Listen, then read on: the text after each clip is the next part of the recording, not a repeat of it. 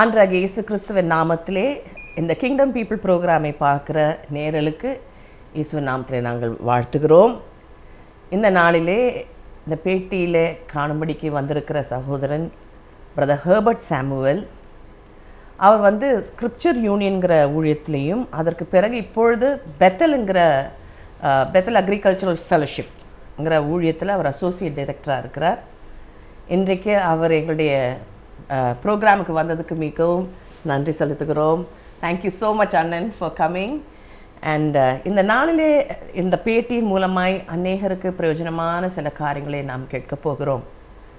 முதலாவது நான் கேட்க போகிற கேள்வி, அண்ணன் நீங்கள் ஆண்டவரை எப்படி உங்களை தெய்வமாக ஏற்றுக்கொண்டீங்க?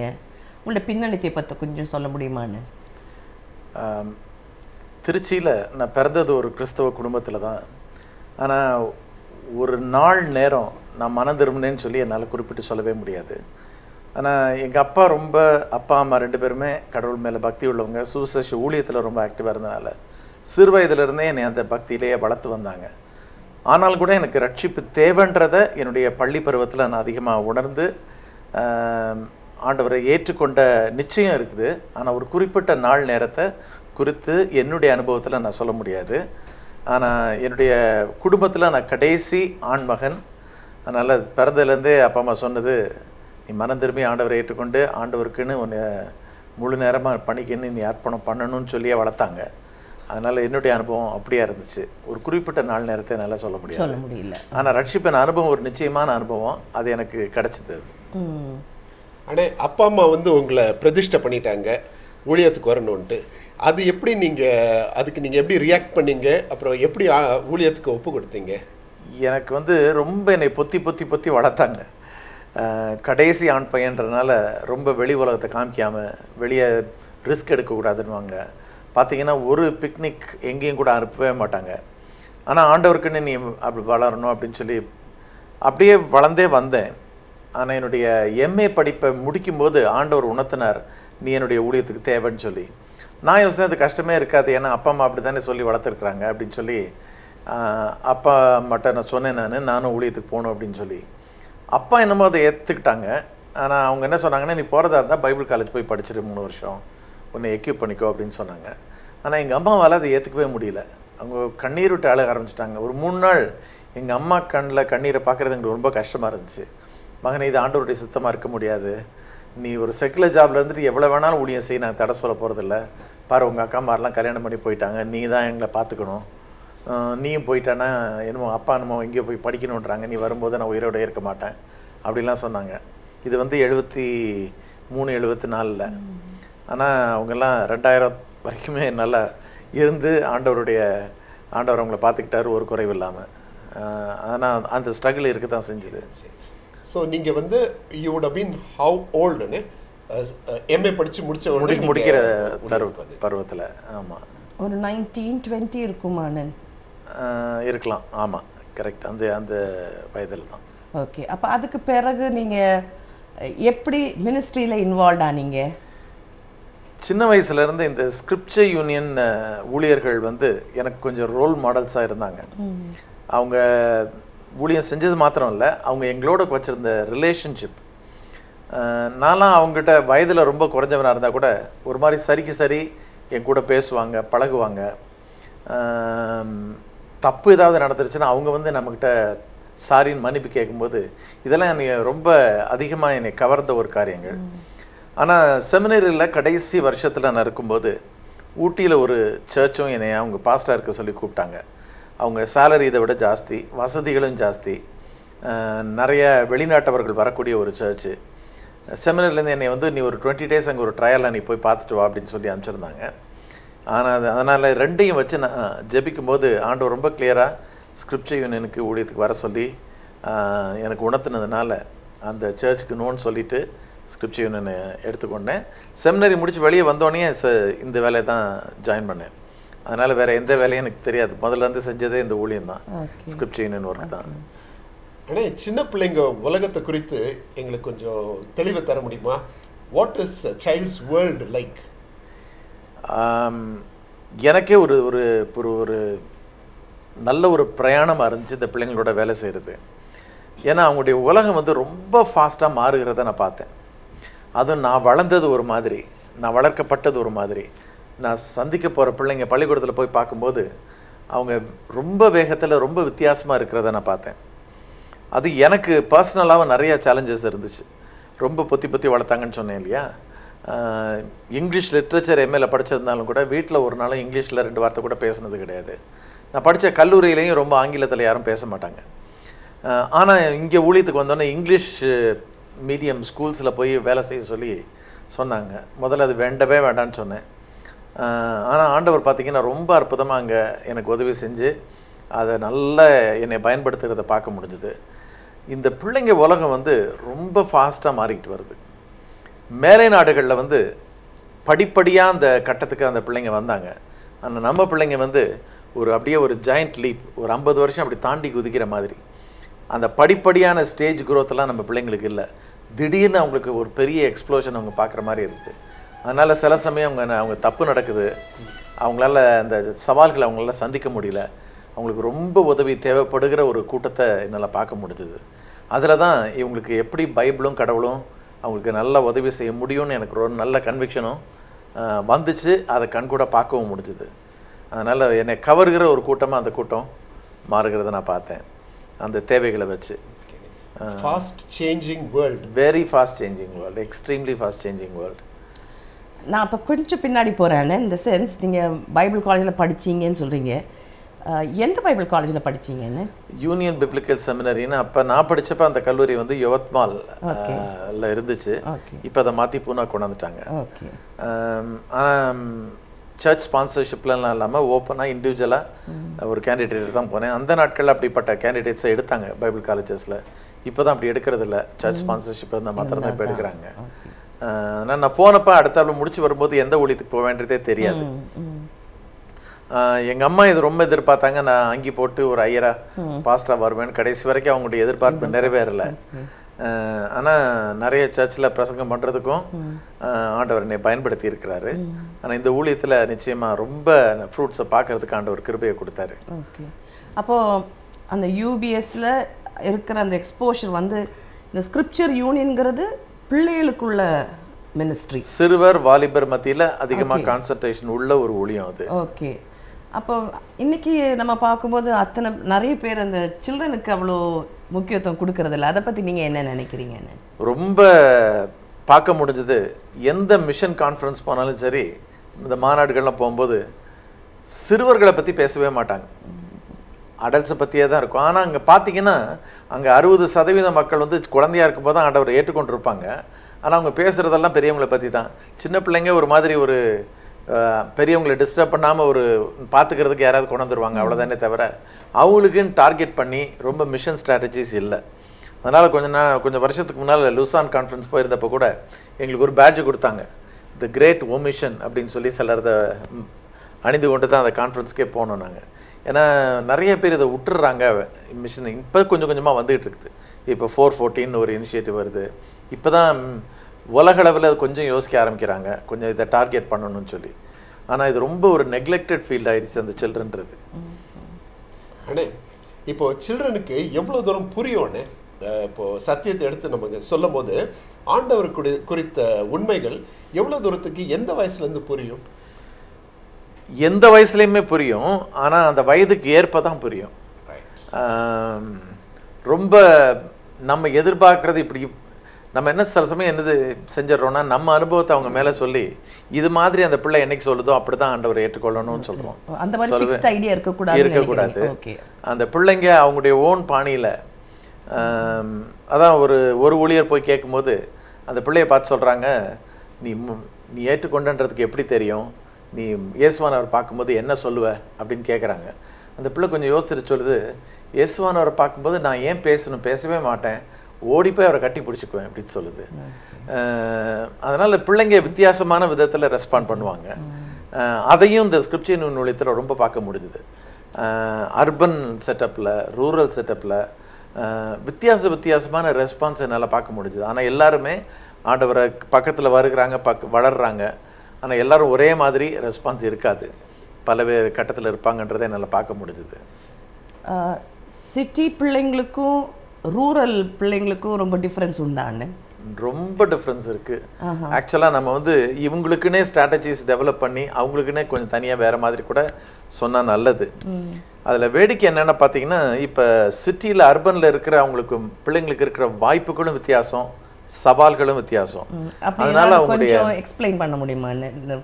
சிட்டி பிள்ளைங்க என்ன சவால்கள் எதிர்பார்க்குறாங்க, ரூரல் பிள்ளைங்க என்ன சவால்கள் எதிர்பார்க்குறாங்க? இப்போ பிள்ளைங்க உலகத்திலேயே அவங்களுக்கு வந்து சாய்ஸஸ் ரொம்ப ஜாஸ்தி ஆயிடுச்சு.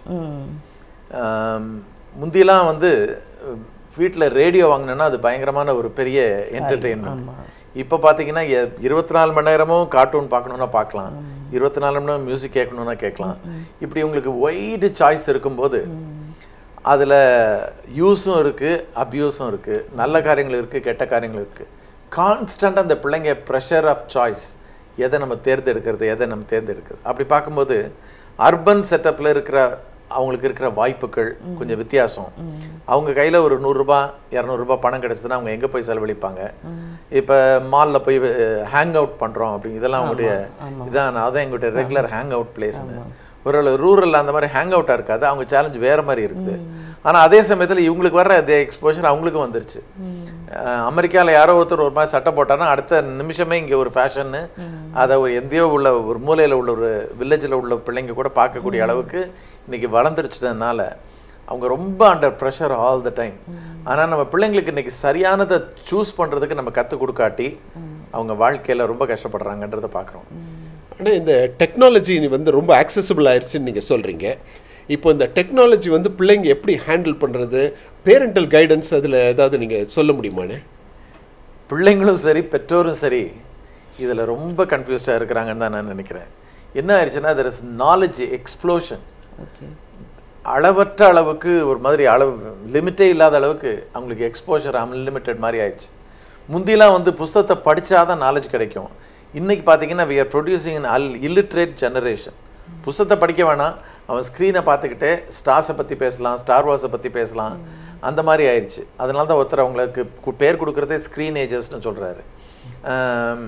அவங்க அந்த மாதிரி நாலேஜ் வித்தியாசமாயிருச்சு. ஆனால் அன்லிமிட்டடாக நிறையா வந்துட்டதுனால பேரண்ட்ஸும் ரொம்ப குழம்பி போயிருக்கிறாங்க. இவங்களுக்கு எதை நான் வாங்கி கொடுக்கலாம், கொடுக்க வேண்டாமா, செல்ஃபோன் கேட்குறாங்க, வாங்கலாமா வேண்டாமா, வீட்டில் டிவி வாங்கி வைக்கலாமா வேண்டாமா, எப்படி அவங்கள கண்ட்ரோல் பண்ணுறது, இன்டர்நெட்டுக்கு போனால் எதை பார்க்க விடலாம், எதை பார்க்க வேண்டாம், பேரண்டல் கண்ட்ரோல்னு சொல்கிறாங்க.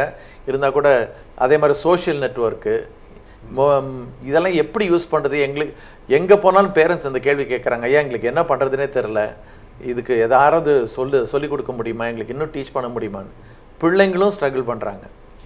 அதுக்கு நீங்கள் என்ன சொல்வீங்கண்ணே? What are your standards? நான் ஒரு உதாரணம் சொல்கிறேன். சமீபத்தில் ஒரு பள்ளி முதல்வரை பார்க்கும்போது அவங்க சொன்னாங்க, எங்கள் 12வது படிக்கிற பிள்ளைங்களில் சரியாக மார்க் அடக்கிறதுனால உங்கள் அப்பாவை கூட்டிகிட்டு வான்னு சொன்னேன் அப்படின்னு. அவங்க அப்பா அந்த மகளோட வந்திருக்கிறாரு. அவர் சொன்னார், நாங்கள் வசதி உள்ள வீடுன்றனால எங்கள் வீட்டில் ஒவ்வொருத்தருக்கும் ஒரு ரூம் வச்சுருக்குறோம், ஒவ்வொருத்தர் ரூம்லேயும் ஒரு டெலிஃபோன் இருக்குது. ஆனால் போன ஒரு மாதத்தில் எங்கள் டெலிஃபோன் பில் 1.5 lakhsக்கு மேலே ஆயிடுச்சு, 1.5 லட்சத்துக்கு மேலே ஆயிடுச்சு. எப்படின்னு பார்க்கும்போது என் மகளுக்கு தெரியாதான் இந்த இன்டர்நேஷ்னல் சேட் லைன்ஸில் போய் பேசும்போது அதுக்கு காசு கொடுக்கணும்னு தெரியாதான், அதனால் முழு நேரம் அதில் பேசிகிட்டு இருந்துட்டா, அதனால தான் மார்க்கும் கீழே போயிடுச்சு, இப்போ டெலிஃபோன் பில்லும் இப்படி வந்துடுச்சு அப்படின்னு சொல்கிறாரு. இதெல்லாம் நம்ம பிள்ளைங்களுக்கு இருக்கிற எக்ஸ்போஷர், அதில் ஸ்ட்ரகிள் இருக்குது. வசதி இருக்குது, வசதியாக இருக்கணும் பிள்ளை அப்படின்னு யோசித்து தான் பெற்றோர் வந்து அவங்களுக்கு வசதி செஞ்சு கொடுக்குறாங்க. ஆனால் அந்த வசதி எப்படி பயன்படுத்தணும்னு தெரியாமல் சில சமயம் மிஸ்யூஸ் அண்ட் அப்யூஸும் வந்துடுது. அதனால தான் நம்ம பேரண்ட்ஸ்க்கு கான்ஸ்டண்ட்டாக பேரண்ட்ஸ்க்கும் செமினார்ஸ் வச்சு டீச் பண்ண வேண்டியது அவசியம். இதில் சரியான வேல்யூஸ், கடவுள் நமக்கு எப்படி உதவி செய்ய முடியும், சரி எது தப்பு எது, ஏன் இதை தப்புன்னு சொல்கிறோம். இன்றைக்குரிய பிள்ளைங்க கேள்வி கேட்பாங்க, வெறும் தப்புன்னு சொன்னோன்னு மாத்திரம் அவங்க கேட்டுக்கு போகிறதில்ல, ஏன் தப்புன்னு சொல்கிறீங்க, இது ஏன் சரின்னு சொல்கிறீங்கன்னு கேட்பாங்க. நம்ம காரணங்கள் சொல்லணும். அப்புறம் அதுக்கு எல்லாத்துக்கும் மேலே பேரண்ட்ஸும் ஓரளவு ரோல் மாடல்ஸாக இருந்து அவங்க முன்னால் வாழ்ந்து காட்டினா தான் இதெல்லாம் சரியாக வரும். ரொம்ப இன்ட்ரெஸ்டிங்காக உங்களுக்கு போயிட்டு இருக்கு. கண்டிப்பாக இது ரொம்ப பிரயோஜனமாக இருக்கும்னு நினைக்கிறோம். இந்த பிள்ளைகளோடு இருந்த அந்த மினிஸ்ட்ரியில் எத்தனை வருஷம் ஆச்சுன்னு நினைப்பேன் மொத்தம் வந்து? ஆக்சுவலாக இது வந்து 40 வருஷத்துக்கு மேலே இந்த ஊழியத்தில் இருந்தேன். ஆனால் 34 வருஷம் முழு நேரமாக ஸ்கிரிப்சர் யூனியனில் இருந்த அந்த பீரியட். ஆனால் இன்னும் கூட சில்ட்ரனை பார்த்தா என் மனசு கண்டிப்பாக ஒரு நெகிழ்வு ஏற்பட தான் செய்யுது. அதனால் கடைசி வரைக்கும் அப்படியே இருக்கும்னு நினைக்கிறேன். ஏன்னா இது வந்து நம்ம இன்வெஸ்ட் பண்ணுற முதலீடு செய்கிற ஒவ்வொரு நிமிஷமும் ஒவ்வொரு முயற்சியும் நிச்சயமாக வீணே போகாது. அதை ரொம்ப கண்கூட நான் பார்க்க முடியுது இந்த ஊழியத்தில். ஆனால் உங்கள் ஒய்ஃபும் உங்கள் பிள்ளைகளும் உங்களுக்கு இதில் ரொம்ப பேக்கிங் கொடுக்குறாங்களா? அவங்களுடைய சப்போர்ட் எப்படி உங்களுக்கு இதில்? சப்போர்ட் இல்லாட்டி நான் இருந்திருக்கவே முடியாது. அவங்கள பற்றி சொல்லுங்களேன். உங்கள் ஒய்ஃப் பேர் என்ன, உங்கள் பிள்ளைங்க பேர் என்ன? என்னுடைய மனைவியும் அவங்களுடைய வேலையை விட்டுட்டு முழு நேரமாக இந்த ஊழியத்துக்குன்னு வந்தவங்க தான். என் பிள்ளைங்க இந்த மாதிரி ஃபுல் டைம் கிறிஸ்டியன் ஒர்க்குக்கு வரல, செக்குலர் ஜாப்பில் தான் இருந்தேன். ஆனால் இந்த ஊழியத்தில் இருந்தனால அவங்களுக்கு ஸ்ட்ரகிள் ஜாஸ்தி. ஏன்னா நான் வந்து ட்ராவலிங் ஒர்க்கில் இருப்பேன். சில சமயத்தில் நானே சொல்லியிருக்கேன், என் பிள்ளைங்களே என்னை அங்கிள்னு கூப்பிட்ற போகிறாங்க அப்படின்னு. அந்த அளவுக்கு ட்ராவல்னு போயிடும். அதனால் அப்போல்லாம் ஒய்ஃப் தனியாக தான் இருந்து தனியாகவே தான் பார்க்க வேண்டிய நிலைமை. அதனால் அவங்களுடைய ஒத்துழைப்பு இருந்திருக்காட்டி இவ்வளோ தூரம் நான் வந்திருக்கவே முடியாது. அப்புறம் வீடு வந்து திறந்த வீடு மாதிரி, எந்த நேரமும் யங் பீப்புள் வருவாங்க, பேசுவாங்க, பொருட்களை எடுத்து போட்டுருவாங்க அங்கே. இதெல்லாம் ஒய்ஃபுக்கு அப்பப்போ கொஞ்சம் ஸ்ட்ரகிள்ஸ் இருக்கத்தான் செய்யும். அவங்களுடைய ஒத்துழைப்பு இருந்திருக்காட்டி. ஆனால் என் ஒய்ஃப் வந்து சில ப்ரோக்ராம்ஸில் என் கூட வந்து எனக்கு ஹெல்ப் பண்ணியிருக்கிறாங்க. ஆனால் அவங்க வந்து தியாலஜிக்கலாக டாக்டரேட் முடித்ததுனால அவங்க வந்து பைபிள் காலேஜஸில் டீச்சிங் அந்த மாதிரி அவங்க அதிகமாக இன்வெஸ்ட் பண்ணாங்க. ஆனால் அவங்க ஒத்துழைப்பு இருந்துச்சு, இல்லாட்டி செஞ்சுருக்க முடியாது இவ்வளோ. அண்ணே, உங்கள் வாழ்க்கையில் உங்களை பாதித்த ஒரு சில அனுபவங்கள் சொல்ல முடியுமா? Regarding in your ministry as a minister to children, some incidents that deeply touched you. ஏன்னா பிள்ளைங்க வந்து உங்களோட ஷேர் பண்ணுற அனுபவம் இருந்திருக்கும் இல்லைன்னு, அந்த மாதிரி ஷேர் பண்ணும்போது ஏதாவது ஒரு சிலது அவங்க சொன்ன மாதிரி சில சமயம் அவங்களுக்கு என்னால் பதில் சொல்ல முடியாமல் இருந்திருக்கு. நான் வந்து ரொம்ப எனக்கு செமினர்லாம் படிச்சிருக்கிறோம், எல்லாம் தெரிஞ்சிருக்கிறோன்னு போய் அனௌன்ஸ் வேறு பண்ணிடுவேன், உங்களுக்கு என்ன கேள்வி இருந்தாலும் சொல்லுங்கள் நான் சொல்ல முடியும் அப்படின்னு சொல்லி. ஆனால் வந்து சில கேள்வி கேட்கும்போது ஒரு குறிப்பிட்ட தங்கச்சி, அவ பேர் லட்சுமின்னு வச்சுக்குவோமே, கிறிஸ்தவ மத பின்னணியிலேருந்து வரல அந்த பிள்ளை. ஆனால் ஒரு வாரம் முழுவதும் கூட்டங்களை அட்டன் பண்ணிவிட்டு கடைசி நாள் வந்து என்கிட்ட சொன்னான், அங்கிள் நான் சாகணும்னு விரும்புகிறேன் அப்படின்னு சொன்னான். ஆனால் அந்த வாரம் முழுவதும் அவங்க ஸ்கூலில் நான் பேசியிருக்கேன், வாழ்க்கை வாழ்வதற்கே, லைஃப் ஒர்த் லிவிங் அப்படின்னு சொல்லி பேசியிருக்கிறோம். என்ன வயசு இருக்கும்? அந்த 12வது படிக்கிற பிள்ளை, 12th ஸ்டாண்டர்ட். ஏன்னு கேட்கும்போது அவர் சொன்னால், எங்கள் அப்பா அம்மா பிரிய போகிறாங்க, என்னால் எங்கள் அப்பாவை பிரிஞ்சு வாழவே முடியாது, நீங்கள் என்னமோ கடவுள் உதவி செய்வார்னு சொன்னீங்க, அவர்கிட்ட இன்னைக்கு வரைக்கும் நான் கேட்டு பார்த்தேன், ஆனால் இது நடக்கக்கூடாதுன்னா எனக்கு கிளியர் ஆகிடுச்சு, கண்டிப்பாக நடக்கும் அப்படின்னு சொல்லி. எனக்கு நீங்கள் என்ன சொல்ல போகிறீங்க அப்படின்னு சொல்கிறாங்க. எனக்கு கொஞ்ச நேரம் இந்த மாதிரி இது ஒரு உதாரணம் தான், இது மாதிரி நிறைய நேரங்கள் வந்திருக்கு. அப்போ மனசுக்குள்ளேயே கடவுள்கிட்ட கேட்பேன், ஆண்டவரே இந்த பிள்ளைக்கு என்ன நான் உதவி செய்ய முடியும், என்ன காமிக்க முடியும்னு. சரி, பைபிளில் இருக்கிற எதையாவது நம்ம வசனங்களை சொல்லி வாக்குத்தத்தங்களை சொல்லிமா இதையாவது நம்பி பிடிச்சிக்கோன்னு சொல்லலான்னு சொல்லி காமிச்சு, லட்சுமி இதை வாசின்னு சொல்லும்போது அவள் என்னையே பார்த்துக்கிட்டு இருந்தா. பார்த்துட்டு சொன்னேன், அங்கிள் நீங்கள் எனக்கு அப்பாவாக இருப்பீங்களா அப்படின்னு கேட்டான். இந்த மாதிரி சில மோமெண்ட்ஸ் வந்து ரொம்ப நம்மளை தொடுகிற மோமெண்ட்ஸாக இருக்கும். பதிலே சொல்ல முடியாது. இந்த பிள்ளைங்களுக்கு கடவுளை காட்டுறது தவிர வேறு வழியே இல்லை அப்படின்றத ரொம்ப கண்கூட உணர முடிஞ்சுது. அதே மாதிரி எத்தனையோ கதைகள் சொல்லிக்கிட்டே போகலாம். பிள்ளைங்க வந்து சொல்லும்போது என்னை உள்ளத்தை தொட்ட அனுபவங்களில் அது ஒன்று. இன்னொரு தங்கச்சி இவ்வளோ கை நிறைய டேப்லெட்ஸோட ஒரு கேம்புக்கு வந்திருந்தா. அவளுக்குள்ளே இருந்ததெல்லாம் ஒரு கசப்பு. என் கண்ணு முன்னால் எங்கள் அண்ணனை இந்த சோல்ஜர்ஸ் வந்து சுட்டு கொன்னாங்க, அதனால் நான் எப்படியாவது மறுபடியும் இந்த சோல்ஜர்ஸை நான் சுட்டு கொல்லணும்னு சொல்லி. அதனால் ஒரு குறிப்பிட்ட கூட்டம் வந்து அவளுக்கு எழுதி நீ கண்டிப்பாக அதுதான் செய்யணும், அதுதான் வாழ்க்கையினுடைய குறிக்கோள் அப்படின்னு அந்த ஒரு பழிவாங்கிற தீ அவளுக்குள்ளே வளர்த்து கொண்ட லெட்டர்ஸும் வச்சுருந்தா அவள். ஆனால் அவள் வந்து பைபிள்லேருந்து சில காரியங்களை கேட்டப்ப, எடுத்து சொன்னப்போ அவ்வளோத்தையும் கொண்டு வந்து இந்த உண்மையை சொல்லி, ஆண்டவர் என்னை மாற்றிட்டாரு, இந்த கசப்பை என்னை விட்டு எடுத்து போடுகிறார், என்னால் பார்க்க முடியுதுன்னு சொல்கிறேன். இந்த மாதிரி வாழ்க்கை மாறுகிறத என்னால் பார்க்க முடிஞ்சுது. ஒரு ஒரு ஒரு ஆண்டவருடைய வசனத்துக்கு ஒரு சக்தி இருக்குது, பலம் இருக்குது. அது எப்படி இந்த பிள்ளைங்களை மாற்றுதுன்றதை ரொம்ப கண்கூட பார்க்க முடிஞ்சுது. அது மாதிரி நிறைய மொமெண்ட் சொல்லிக்கிட்டே போகலாம். ஆனால் நீங்கள் சின்ன பிள்ளைங்க மத்தியில் ஊழியர் செய்யும்போது என்ன விதமான ஸ்ட்ரகிள்ஸ் அவங்க ஃபேஸ் பண்ணுறாங்கன்னு கொஞ்சம் சொல்ல முடியுமா? ஒன்று வந்து அவங்க மேலே ப்ரெஷர் ரொம்ப ஜாஸ்தி ஆயிடுச்சு. நம்ம சின்ன பிள்ளைங்களா இருந்த காலத்தை விட அதிகமாக இந்த காலத்து பிள்ளைங்க மேலே ப்ரெஷர் வந்து ரொம்ப ஜாஸ்தி ஆயிடுச்சு. இப்போ பார்த்தீங்கன்னா அகாடமிக் ப்ரெஷர், பெர்ஃபார்மன்ஸ். என் காலத்தில் வந்து நம்ம காலத்திலேயே படித்தப்ப 60 மார்க் எடுத்துட்டா நம்மளை ரொம்ப அப்ரிஷியேட் பண்ணுவாங்க, ஃபஸ்ட் கிளாஸில் பாஸ் பண்ணிட்டான் அப்படின்னு சொல்லுவாங்க. இப்போ வந்து 95 எடுத்தாலும் 96% எடுத்த பிள்ளை கண்ணீரோட வந்து சொல்கிறா, அங்கிள் கட் ஆஃப் வந்து 96.5 அங்கிள், எனக்கு நான் விரும்புகிற கோர்ஸ் கிடைக்கல அப்படின்னு சொல்லி. So at the end of the day அவங்க வந்து ஒன்றும் இல்லை, நீ ஒரு உதவாக்கிற அப்படின்னு இந்த உலகம் அவங்கள பார்த்து சொல்கிற மாதிரி ஆயிடுது. அவங்களுடைய செல்ஃப் எஸ்டீம் ரொம்ப கம்மியாயிருது. அதனால் பெர்ஃபார்ம் பண்ணணும்னு பயங்கர ப்ரெஷர் எல்லா ஏரியாலையும், படிப்புலையும் சரி ஸ்போர்ட்ஸ்லேயும் சரி போட்டி நிறைய ஆயிடுச்சு. ஒரு போட்டி நிறைஞ்ச உலகத்தை அவங்க பார்க்குறாங்க. அதனால் ரொம்ப போட்டின்னு அது சில சமயம் ரூல் ஆஃப் த ஜங்கிள் மாதிரி ஆகிடுது, சர்வைவல் ஆஃப் த ஃபிட்டஸ்ட்டு. நீ மற்றவங்களெல்லாம் பார்க்க முடியாது, உன் காரியத்தை பாரு அப்படின்னு ரொம்ப செல்ஃப் சென்டர்ட் ஆக்கிடுது அவங்கள. செல்ஃப் எஸ்டீமையும் சில சமயம் குறைச்சி போயிடுது.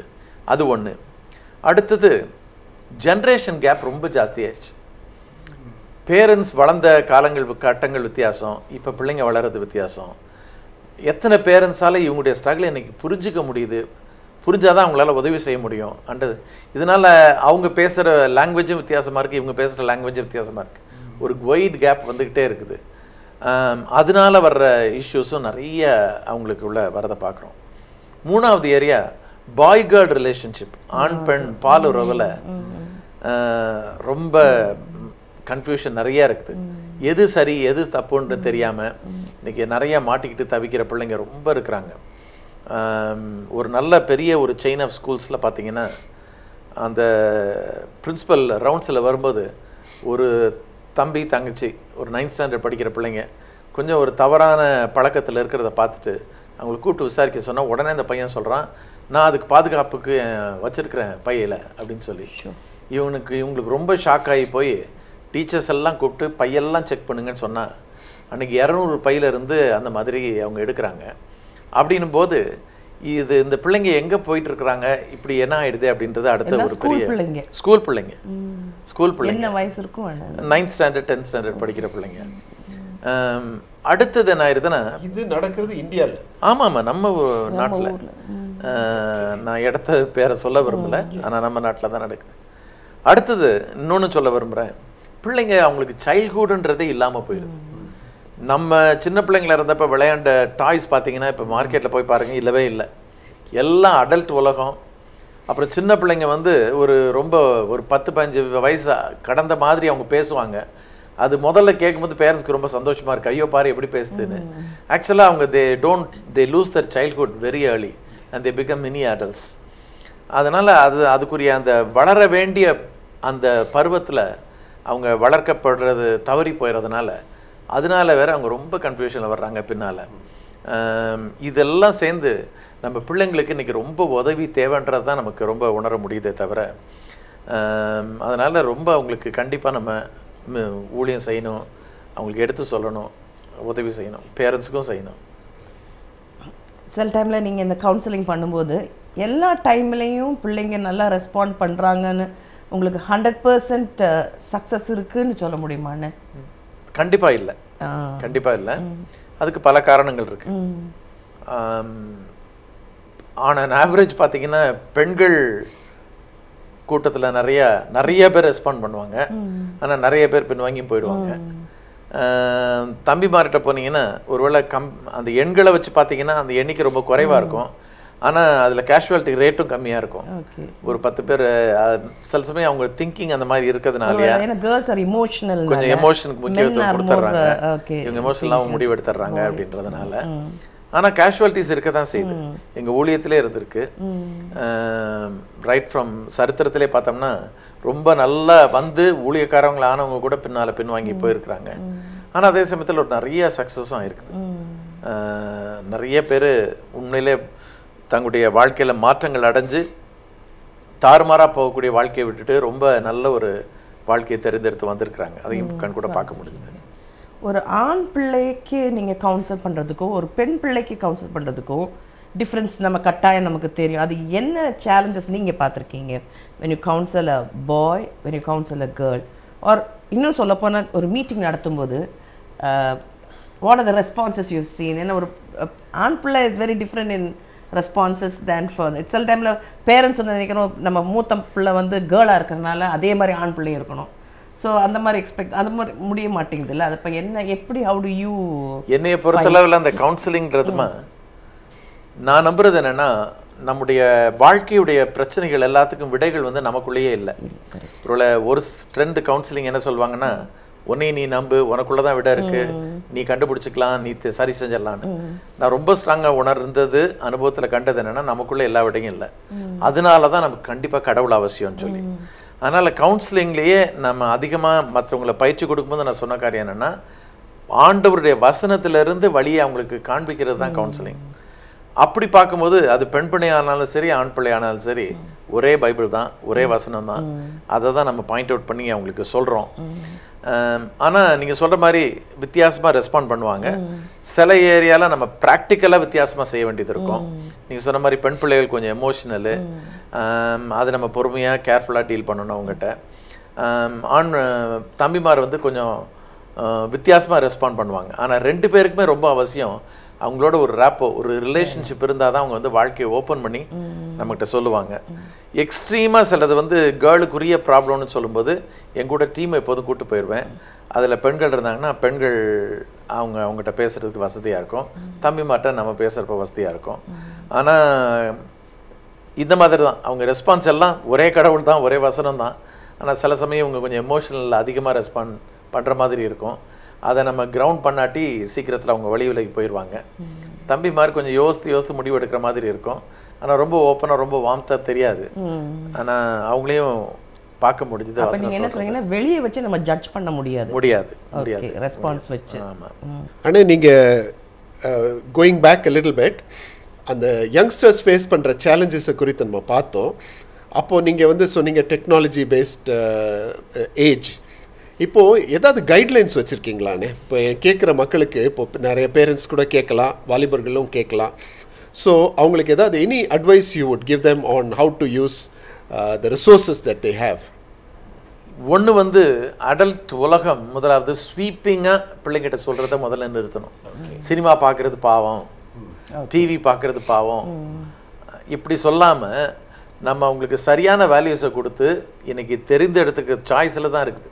டிவி பார்க்கலாம், ஆனால் என்னத்தை பார்க்குற, இன்டர்நெட்டை யூஸ் பண்ணலாம், அதுக்கும் என்னத்தை யூஸ் பண்ணுற. எல்லா அறிவுமே கடவுள் கொடுக்குற அறிவு தான். அதை நல்லதுக்கும் பயன்படுத்தலாம், கெட்டதுக்கும் பயன்படுத்தலாம். அதனால நம்ம பிளாங்கெட்டாக எல்லாத்தையும் தூக்கி போட்டோம்னா இன்னைக்கு அது பிள்ளைங்க மத்தியில் விலையும் ஆகாது. அதே சமயத்தில் அவங்க இன்னும் வெறுப்பை தான், கசப்பை தான் ஜாஸ்தி பண்ணிக்குவோம் நேரிடும். அதனால அவங்களுக்கு வந்து ஸ்வீப்பிங்காக சொல்லாமல் அவங்களுக்கு கரெக்டாக காரணங்களை சொல்லி சரியான சாய்ஸுக்கு நம்ம வழி நடத்தினோம்னா அதுதான் நல்லதுன்னு நான் யோசிக்கிறேன். ஓகே.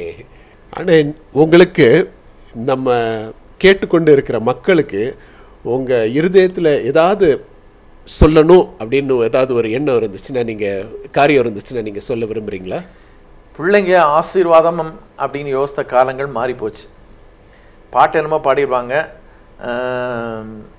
ஆசீர்வதியும் கர்த்தரே அப்படின்னு வாழ்த்தி பாடும்போது கல்யாணத்தில் நன்கலமாம் மக்கள் வந்து அப்படியே திரளாக வந்து அவங்கள ஆண்டவரை துதிக்கிறத பிரஸ்தாபிக்கிறத பார்க்கணுன்னுலாம் வாழ்த்தி பாடுறோம். ஆனால் பிள்ளைங்க வந்து இன்றைக்கி என்னென்னா, அவங்கள வளர்க்குறது ஒரு பெரிய சவாலாக இருக்கிறதுனால அடல்ட் உலகத்தில் பிள்ளைங்களை ஜாஸ்தி விரும்ப மாட்டேங்கிறாங்க. பிள்ளைங்க இல்லாமல் இருந்தாலே நல்லாயிருக்கும் அப்படி நிறைய பேரண்ட்ஸ் வந்து பிள்ளைங்களே வேண்டான்னு சொல்லிடுறாங்க. ஆனால் பாருங்கள், அவங்கள வளர்க்குறதுல ஒரு முக்கியமான ஒரு பங்கு நமக்கு இருக்குது.